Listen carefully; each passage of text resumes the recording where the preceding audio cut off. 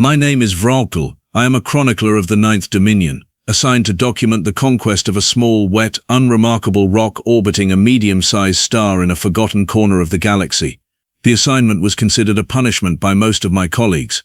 Nothing lives there worth recording, my superior, Commander Thos, had told me, waving 4 of his 6 arms dismissively.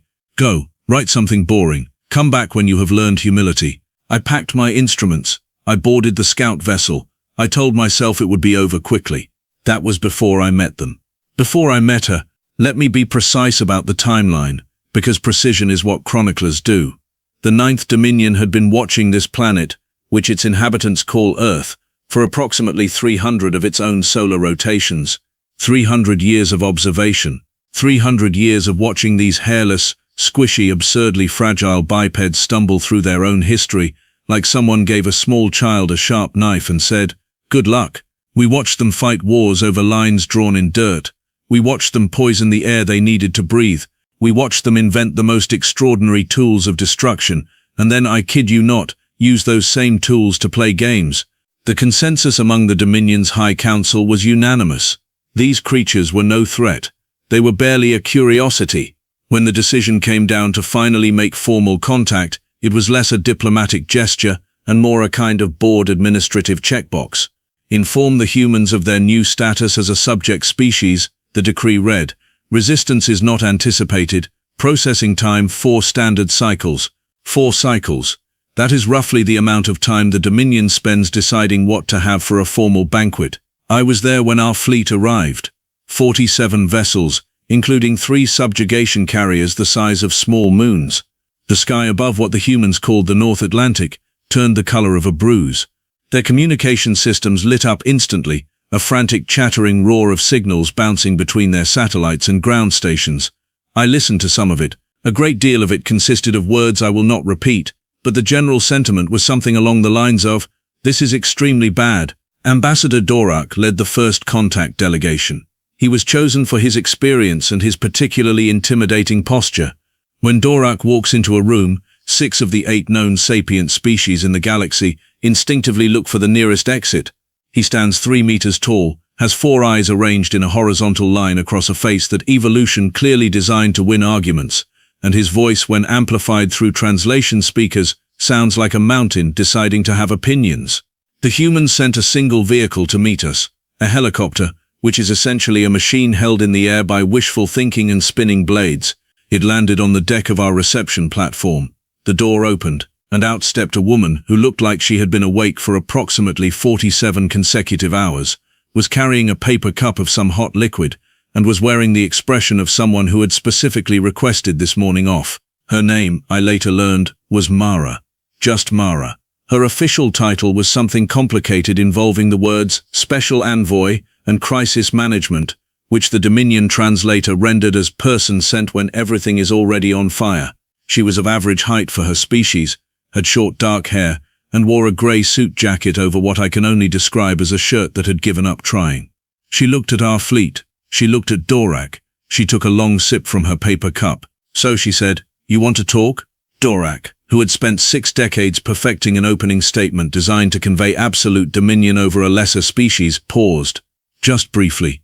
We do not come to talk," he announced, his translation speakers booming across the platform. "We come to inform." Mara nodded slowly. "Right. Sure. Inform. Okay." She pulled a small device from her jacket pocket and glanced at it. "You mind if I record this? For my files. Bureaucratic thing. You probably have something similar." There was a silence among our delegation.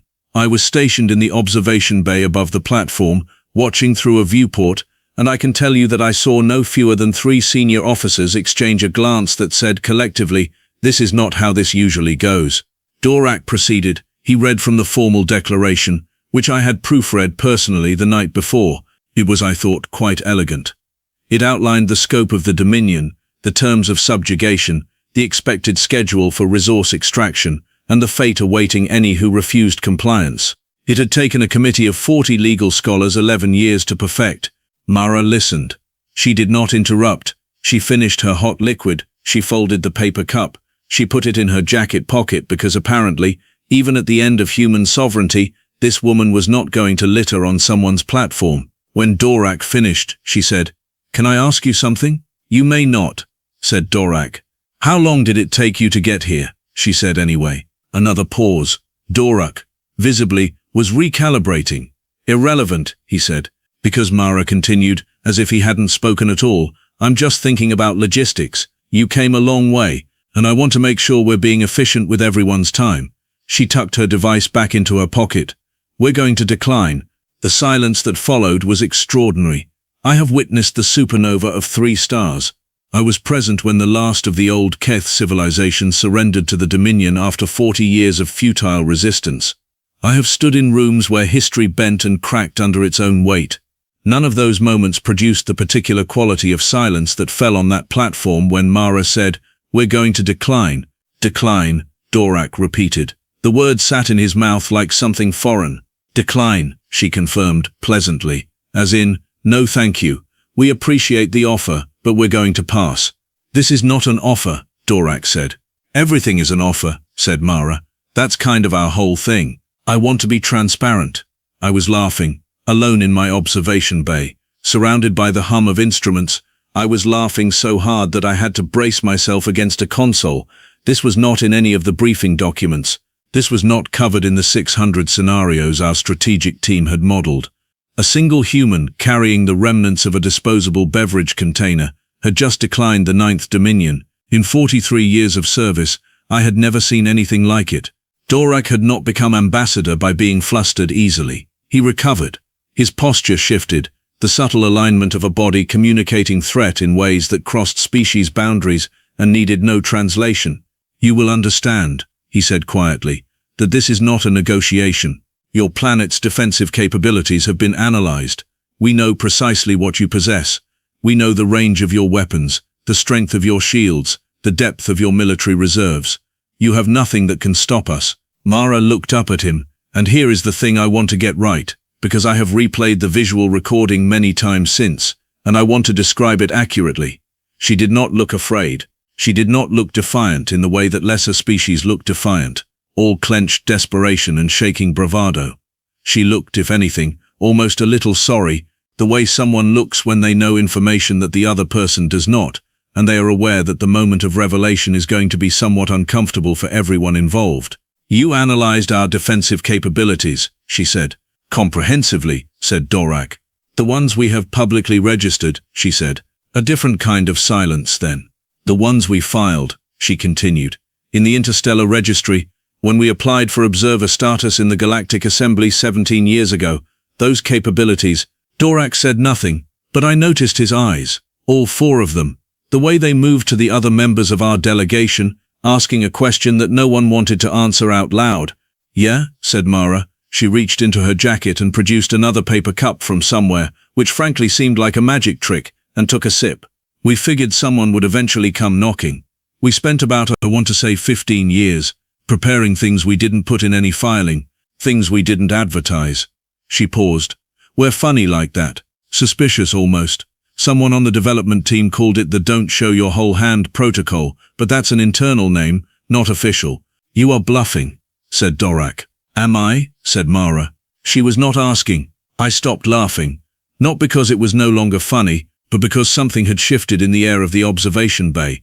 A change in atmospheric pressure, metaphorically speaking, the way a room changes when someone in it knows something terrible and is deciding how much to reveal. I pulled up our intelligence archives.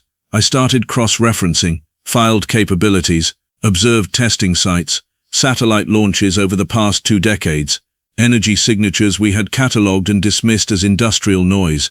The numbers came back to me, and I sat very still. "Commander," I said quietly into my communa, "I think we may have a problem." "Chronicler Vrael," Commander Thos said from the bridge. "You are there to observe, not to interrupt strategic proceedings." "Commander," I said, "I am observing something that I believe requires interruption." Below me, on the platform, Mara set her second paper cup down on the railing. She folded her hands together. She looked up at Dorak with an expression that was almost gentle. "I want to be very clear," she said, "that we do not want a fight. We genuinely, sincerely do not want that.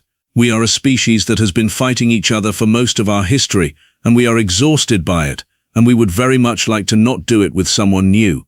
She let that sit for a moment. "But if you push this, Ambassador, we will defend ourselves, and I think," she said, tilting her head, "that you might be surprised." Dorak looked at her for a long time.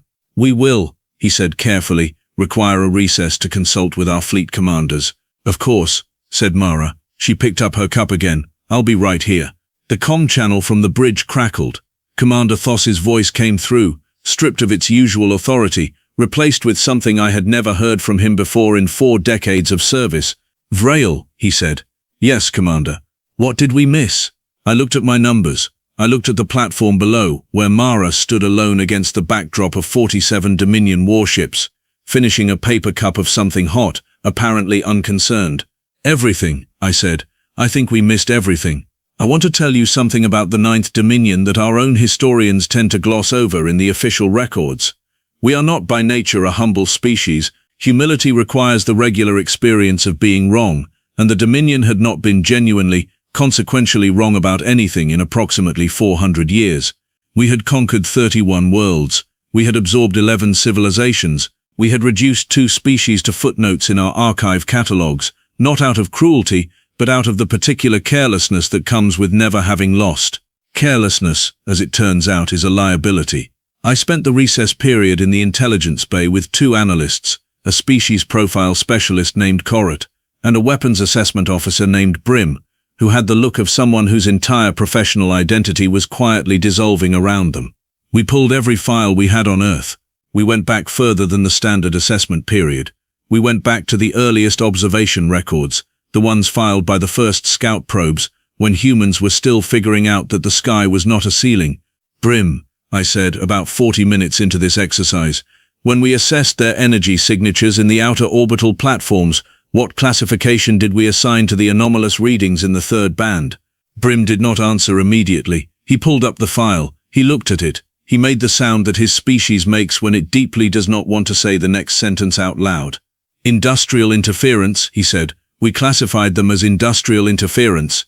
"And if they were not industrial interference," I said. "Then they are," said Brim, pausing for what felt like a long time, "consistent with the output signature of a distributed pulse network, covering the entire planetary surface and approximately 40% of the surrounding orbital space."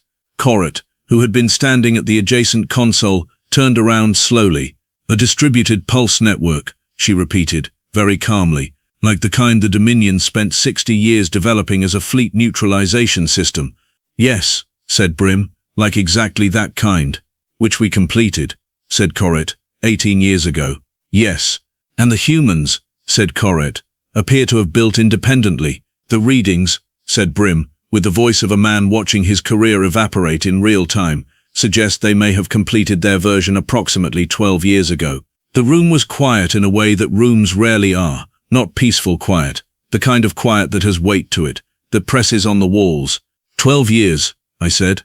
"Give or take a year for calibration periods," said Brim. "So for 12 years, I said, very slowly, while the Dominion was finalizing approach vectors and filing diplomatic declarations and briefing Ambassador Dorak on how to look maximally intimidating, the humans had a functional fleet neutralization system and did not tell anyone. That is," said Brim, "one way to phrase it." "Brim," I said, "is there another way to phrase it that makes this better?" He thought about it. "No," he said, "there is not." I filed an urgent summary to Commander Thos. I included the relevant data points. I included Brim's assessment. I included, because I am a chronicler, and thoroughness is my entire purpose, a note observing that the humans had filed for observer status in the Galactic Assembly 17 years ago, which was almost certainly not a coincidence given the timeline, and that their application had been formally ignored by the Dominion High Council, which was also almost certainly not a coincidence, because the humans would have known that too. Thos read it. There was a long pause over the comet.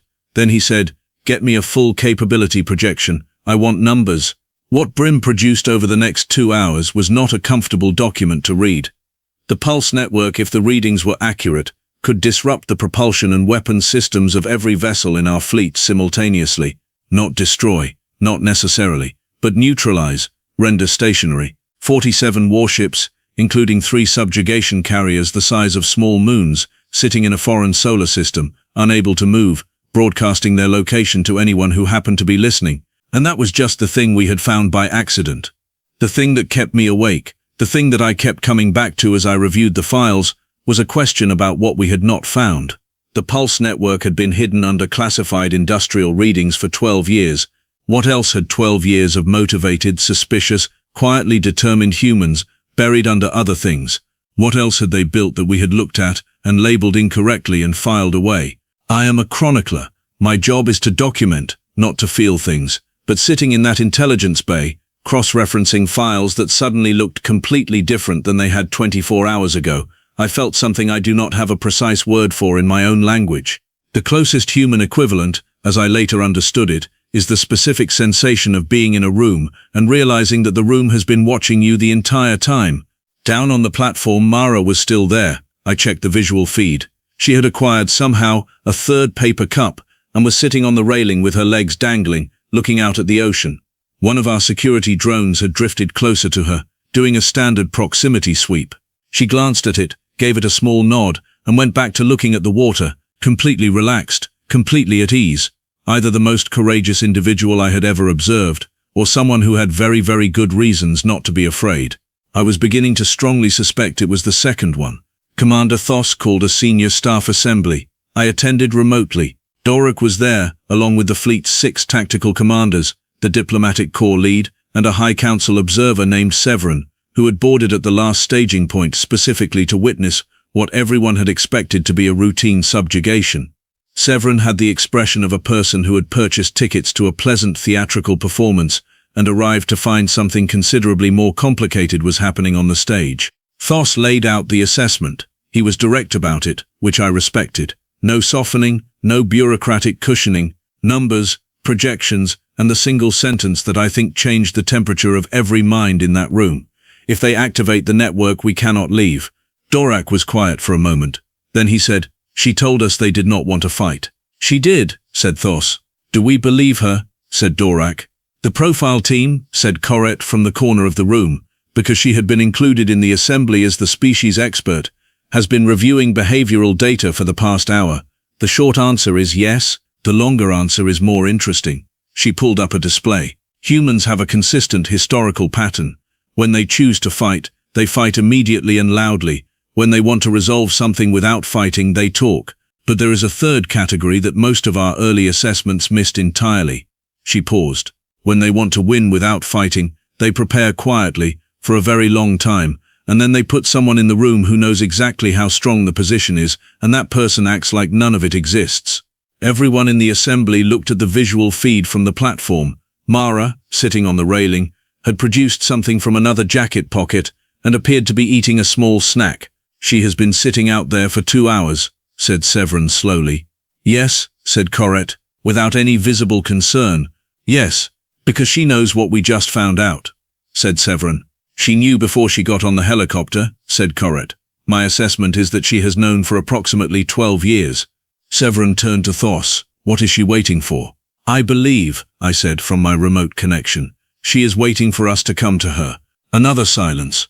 Severin looked at the feed for a long moment. Then, to his considerable credit, he said, "Then we should not keep her waiting."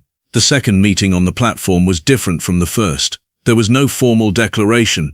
Dorak descended with 2 diplomatic aides and no security display. When Mara saw him coming, she hopped down from the railing, finished her snack, and brushed her hands on her jacket. "That was a longer recess than I expected," she said. "We were reviewing some materials," said Dorak. "Sure," she said. "Find anything interesting?" Dorak looked at her. I was watching his face very carefully from the observation bay. I had spent decades studying him, the way he carried a room, the physical vocabulary of absolute authority. It was all still there. He had not become a different person. But there was a new thing present alongside all of it. Something careful, something that was paying a different quality of attention. "You built the network 12 years ago," he said. Mara did not confirm or deny it immediately. She tilted her head very slightly. "We built a lot of things," she said. "We're builders. It's kind of our brand." "You did not advertise it." "No," she agreed. "Why not?" said Dorak. And here she paused. Not the pause of someone searching for words, the pause of someone deciding how honest to be, deciding that honesty was worth the risk. "Because we didn't build it to use it," she said. "We built it so we wouldn't have to. There's a difference." She looked up at him steadily. We've been watching the Galactic Assembly for a long time. We know how this usually works. A species gets noticed, gets assessed, gets classified as low risk, and then one day a fleet shows up and the species finds out what low risk actually means for them. She gestured at the ships above. We decided a long time ago that we did not want to find out that way. So we made sure that if anyone showed up, the conversation would have to be an actual conversation. Dorak was quiet.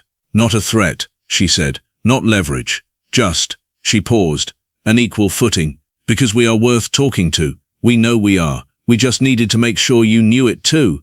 I have been a chronicler for 43 years. I have documented the fall of empires and the birth of alliances and the thousand small moments that history later decides were turning points. I have learned over that time that the moments that truly matter almost never look like what you expect them to look like. They do not look like battles. They rarely look like speeches. Sometimes they look like a woman in a grey suit jacket, standing on a platform above an ocean, handing an ancient and powerful ambassador a political reality that he had not seen coming and could not walk away from. You said you wanted to be efficient, Dorak said finally. I did, said Mara. Then let us, he said carefully, talk about what an equal footing looks like. Mara picked up her fourth paper cup from the railing where she had left it. She took a sip. She seemed, briefly, to allow herself something that was not quite a smile, but lived in the same neighborhood. I have a whole afternoon free, she said. I filed my report that evening. It was not a short document. I included everything, the fleet, the pulse network, the conversation, the paper cups, all of it, because that is what chroniclers do. We include everything. At the end, against standard protocol, I added a personal observation, a thing I had never done in 43 years of service. I wrote, the 9th Dominion has encountered, for the first time in 4 centuries, a species that prepared for us before we arrived. They did not prepare to destroy us. They prepared to be respected. There is a distinction worth recording. I believe it will matter. Commander Thos read the report. He did not reprimand me for the personal note. He simply sent a brief reply, a thing he also never did. It said, agreed. The negotiations lasted 11 days. I attended every session. I documented every word.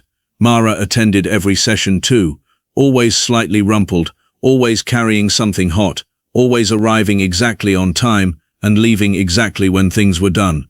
On the last day, when the preliminary framework for a mutual recognition agreement had been initialed by both parties, Dorak stood up from the table and looked at her. I have a question, he said. Personal, not diplomatic. Go ahead, said Mara. Were you afraid? He said. On the first day, on the platform, when you said no? Mara considered this seriously, the way she considered everything, without hurry. Terrified, she said, the whole time. Dorak absorbed that. You did not show it. No, she agreed, we tend not to. He looked at her for a moment, then at the table, then at nothing in particular. That, he said quietly, may be the most dangerous thing about your species. Mara smiled. A real one, finally, the kind that reached everything. Yeah, she said, we've been told,